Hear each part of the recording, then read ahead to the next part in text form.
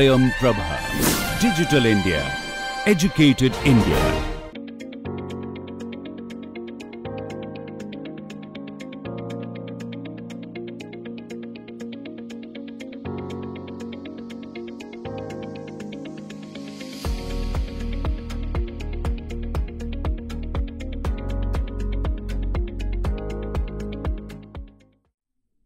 Hello everyone, welcome to lecture 35 of this course on machine learning for Earth System Science. We are currently in module 5, our last module, where we are discussing machine learning for Earth system modeling. The topic of this lecture is going to be stochastic weather generator. Now in this lecture we will discuss the broad concepts of stochastic weather generators, what they are, how they work, etc. Like we will see some examples of such models at different scales and applications, and we will also see like the outputs they provide by their simulations, how we can validate them. So first of all, just an idea about what this thing is all about. So like we have earlier also discussed process based models, where we try to create the mathematical model of a particular Earth system process which includes all the variables, and such process based models require the detailed knowledge of the physics of the process, including the different variables, how they are related to each other, how they influence each other, and so on. So typically the process based models are based on a set of equations, which are often known as the governing equations of the model. Now the opposite of the process based models are the statistical models, where we try to reproduce only the observable parts of the process irrespective of the physics behind it. That means like we do not really care about those variables which are not observed or which are not relevant. Like we can approximate those variables by introducing some like conceptual variables which do not actually correspond to any physical quantity, like for example the weather state and things like that, which we may have discussed earlier. Typically those are latent variables, and then those variables and processes which are not considered as part of the system, nor are like provided as external covariates, they are considered as randomness. That is, statistical models are typically stochastic models based on probability distributions, and these probability distributions basically they account for the uncertainty of the system. Why is there uncertainty in the system? That's precisely because various small scale processes and so on, they are not explicitly modeled in the these statistical models. In case of the process based models, it is expected that all the processes, all the sub processes, irrespective of how small scale they may be, they should be included. And that is why these process based models ideally should not contain any randomness, because they should have accounted for all the possible sources of uncertainty in the model itself. So these process based models are deterministic models. In reality, of course, they may often not be able to handle all the all the sub processes. We have earlier in some lecture we have discussed about unresolved processes and so on. So those are typically a weakness of the process based models. In case of statistical models, they are simply expressed as some kind of uncertainty which is quantified by probability distributions. And unlike the governing equations of the process based models, statistical models typically have lots of probability distributions, conditional distributions, which indicate how one variable or what values one variable may take, provided the another variable takes some other values and so on. So now these statistical models, we can say they are some kind of lightweight process or Earth system models, while an Earth system model is supposed to be a large scale model for a which typically covers a large area and handles the multiple variables and so on. A statistical model is supposed to be a small scale lightweight model that may be focused on only one particular region and may be focusing on only one or two variables of interest.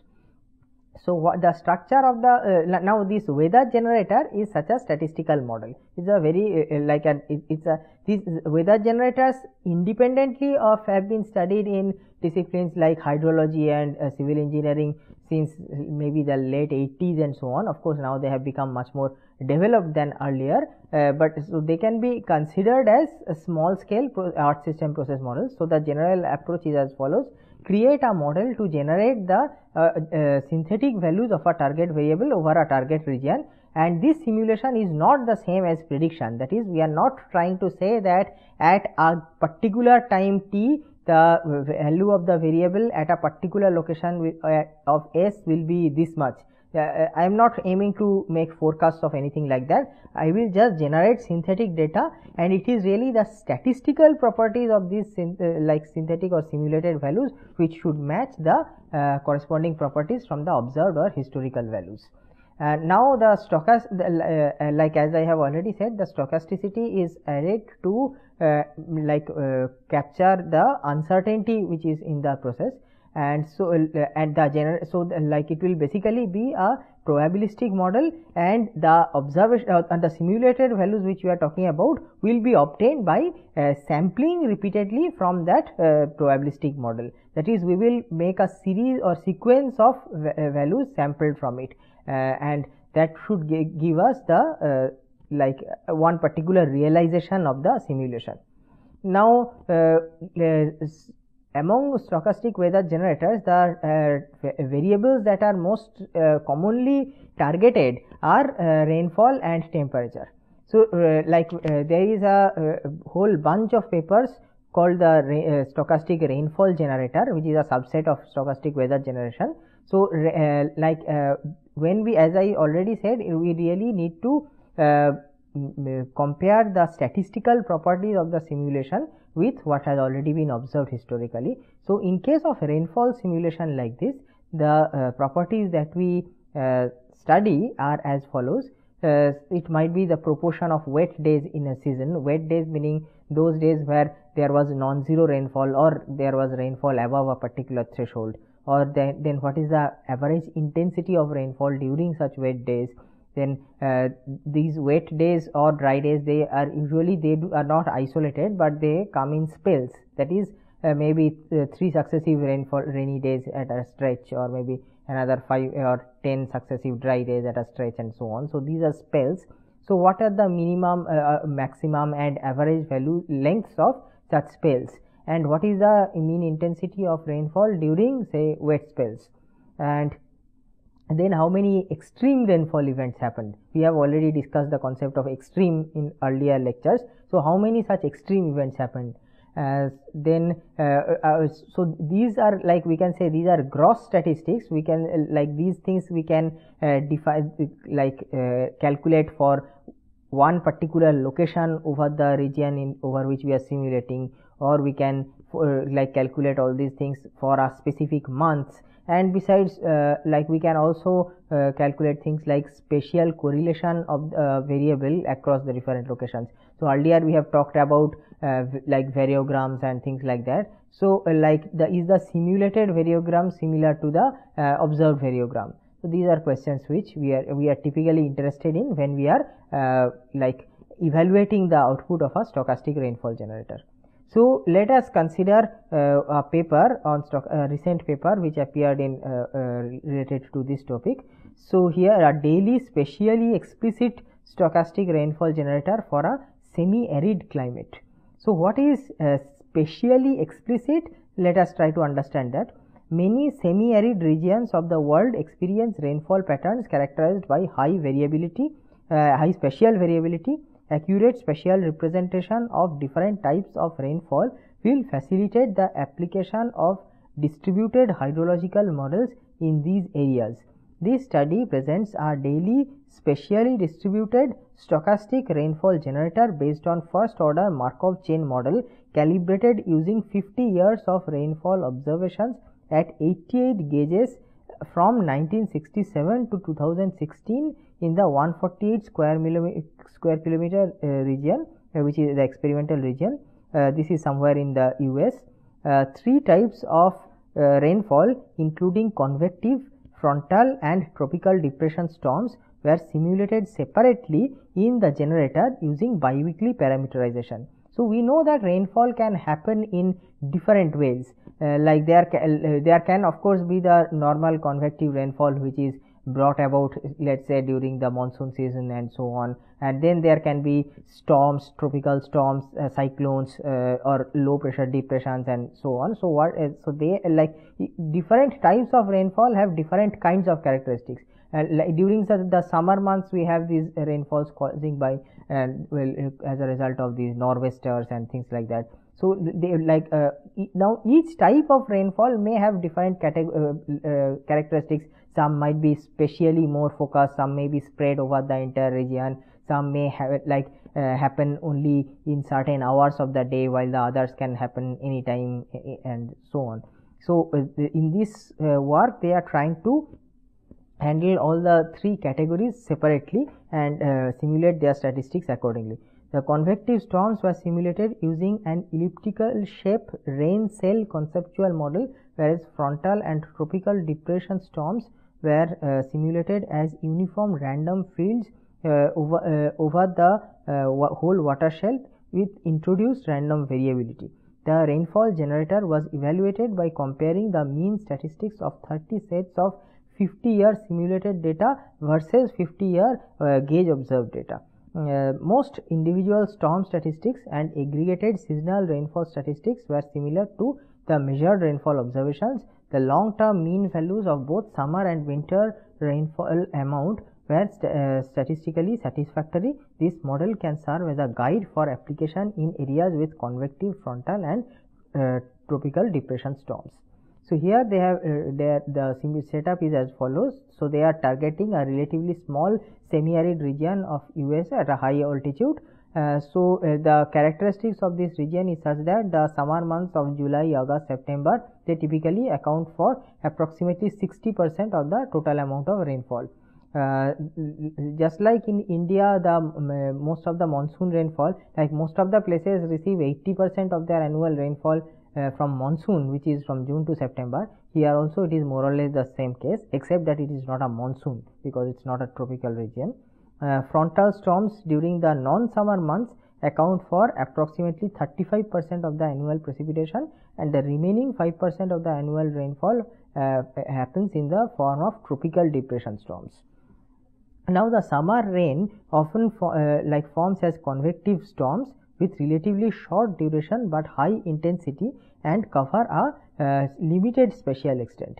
The winter frontal storms are usually of a long duration but low intensity and usually cover the whole watershed more uniformly. Okay, so these are the main characteristics of the different types of rainfall events. Note that here each type of event we have actually characterized in which months they are more likely to happen, and when they happen, how they are spread spatially. Okay, so based on that, this is the rough structure of the model which they will build.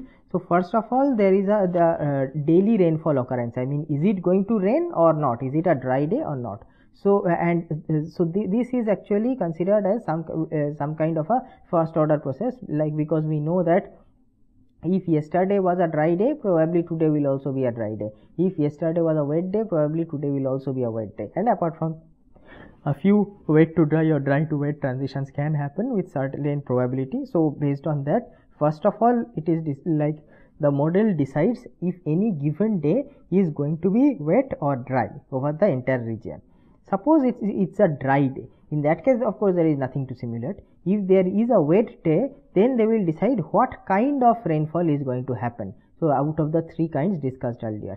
Now we have also seen that in the different months, each type of rainfall has a certain probability. So so if it is going to be this daily rainfall occurrence, like if it is considered to be a wet day, the next thing we will see is which type of rainfall will happen, and that will depend on the month. It will of course also depend on the previous day. I mean, if previous day one kind of event happened, rainfall event happened, probably the same thing will continue today also. So that plays a role. Besides, what month it is also plays a role. Now suppose we have decided or suppose as a so this is decided by sampling. So suppose we have decided that it is going to be a frontal rainfall. So once if it is a frontal rainfall, then the rainfall volume will be simulated by drawing from some suitable probability distribution which is characteristic of frontal rainfall events, and this rainfall volume we will distribute over the entire region, that is equal, all locations will get roughly equal amount of rainfall with some amount of error which will be added randomly. Similar thing will happen if it is decided that it's a tropical depression, then also we will equally spread all over the region. But if it is a convective rainfall, which we know is a, now we read earlier, is a localized process, so in that case it will have to specially explicitly we will have to specify the special location where exactly it is going to happen. That is why they call it as a specially explicit model. So it will decide how many that is the area that it is going to cover, that is the number of rain cells.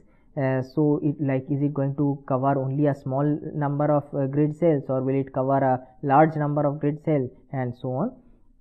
And then for each of those cells in which the rainfall will happen, like different further characteristics of the storm, like where exactly its center will be, what will be its depth, what will be its orientation, etc. All these things will be drawn from appropriate distributions, and then accordingly the volume of rainfall will be simulated.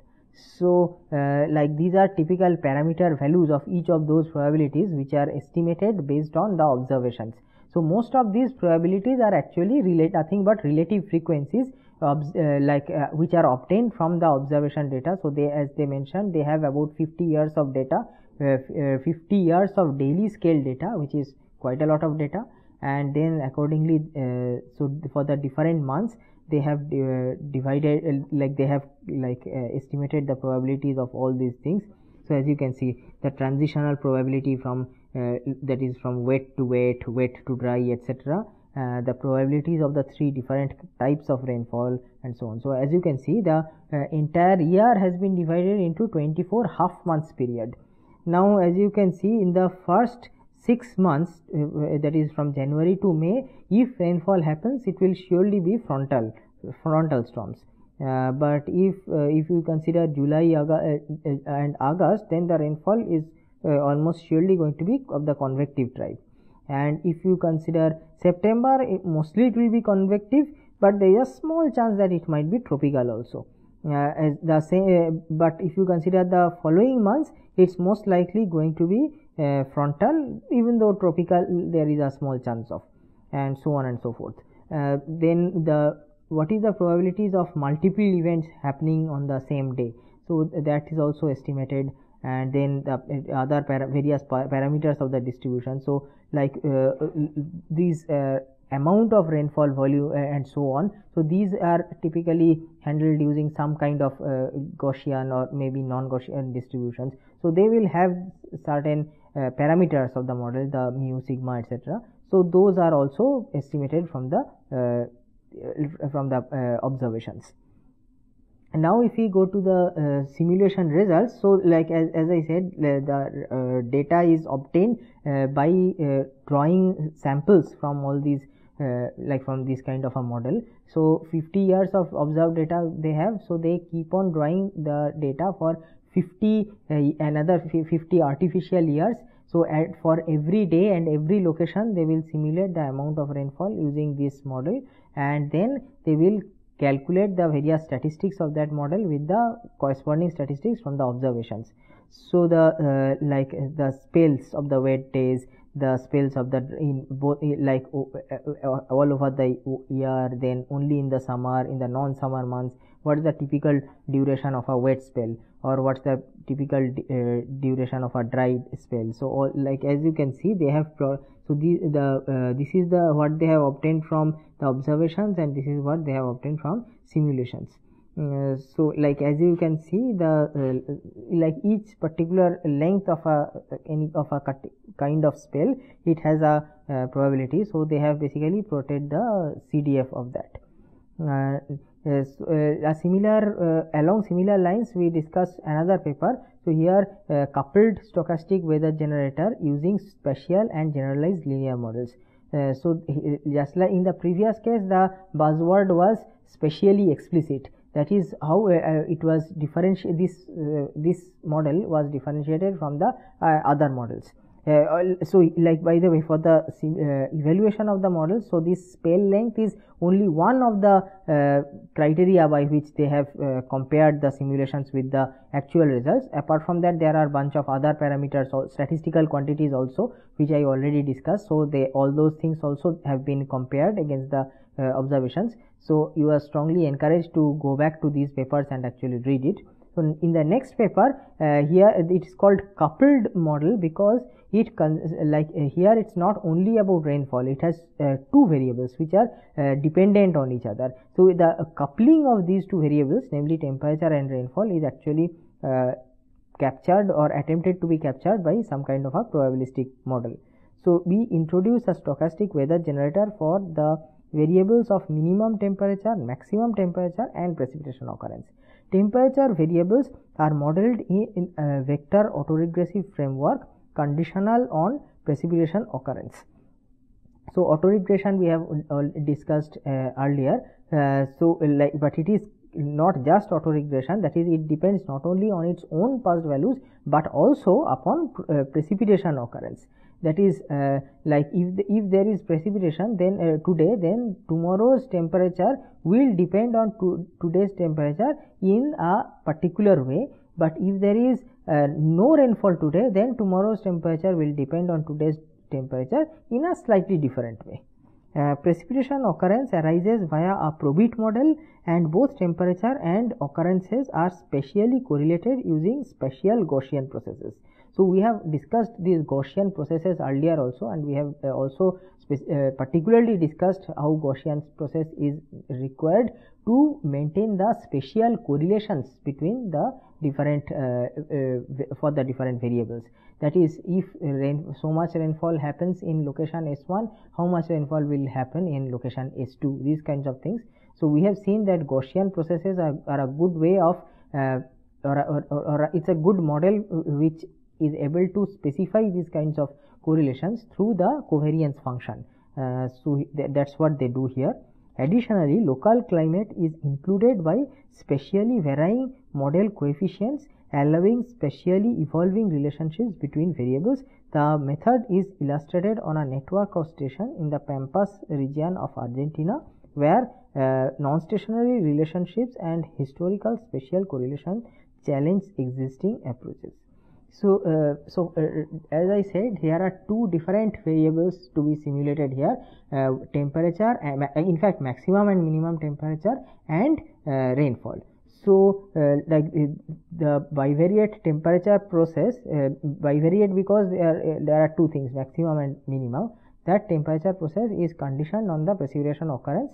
Now, the precipitation occurs largely due to large scale atmospheric movement, while the surface temperature are highly controlled by local factors and also by whether or not precipitation happens. So for the time being, let us keep the let's just assume that the precipitation is a covariate as far as the temperature is concerned.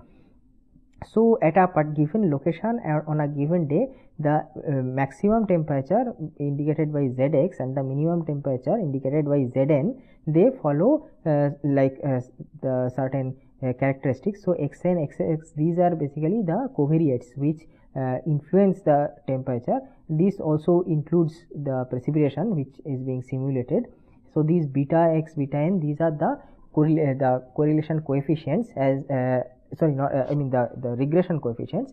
And so as you can see that these are again spatially explicit, that is for every location we have a different set of coefficients, and apart from that there is the uncertainty which is through these W variables. Now the weather component, it generates the variability and and spatial correlation via the multivariate normal Gaussian process. So this is the like these W and Wx, this is considered to be following some kind of a Gaussian process which adds the randomness. and also while adding the randomness, it also preserves the correlation between the different locations with the using its suitable covariance function, whatever is used. Now coming to the part of the rainfall, the stochastic model for the rainfall. Now this once again, like the previous one, it is first of all we decide whether the rainfall will occur or not at a given day, and if so, then what will be its intensity or amount, that is the A. So first of all, the binary variable OST, that is that follows a Probit distribution, and then where the latent process is a Gaussian process. So like there is a so W and Wx, these are of course Gaussian process related to the temperature. Now related to the occurrence of the rainfall, there is another Gaussian process called WO, now which that its values are sampled for every day at every location. Now if that value crosses a threshold, then we interpret it to mean that it is going to be a rainfall will happen at that location on that day. And then that is how we decide whether a given day is going to be wet or dry. And then if it is a wet day, then the amount of rainfall A of ST is sampled according to some other distribution like this. So and that also has a this covariance function which helps it to maintain the correlation between the rainfall amounts across different locations. Now if we come to the different modeling choices, there are all these model parameters to consider, all the covariates and so on and so forth. So among the covariates, one thing which you may note is that it's really the year of the the day of the year which is considered to be an important covariate. It's really the most important component of this maximum and minimum temperature is considered to be just the season itself. That is, on certain days we expect the temperature to be high, on certain other days in maybe certain months we expect it to be low, and so on. So all those things are presented as covariates, but not directly, but in as you can see, they are converted into some kind of a geometric function. This is just to indicate their periodic nature. So the temperature variation across the days of a year is considered to be it is represented as something like a sine curve, and so that is why the day of the year is considered it is represented in this particular way using the geometric functions. And apart from these also, that whether it rained on the previous, what was the temperature on the previous days, what was the maximum and minimum temperature, did rainfall occur or not, these are all factors which which are considered as covariates for the rainfall.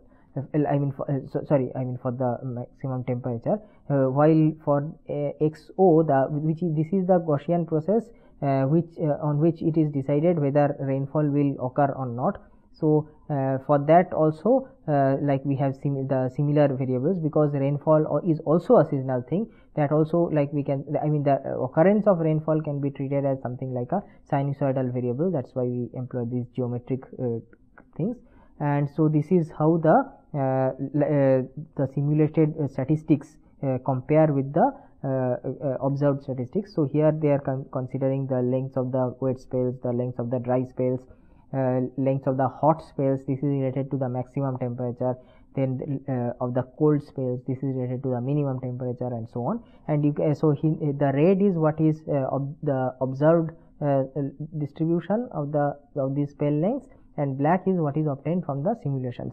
So as you can see, in all four cases the red and the black almost coincide, which means that for this particular thing, that is for this particular quantity, that is the length of spells, the simulation is near perfect.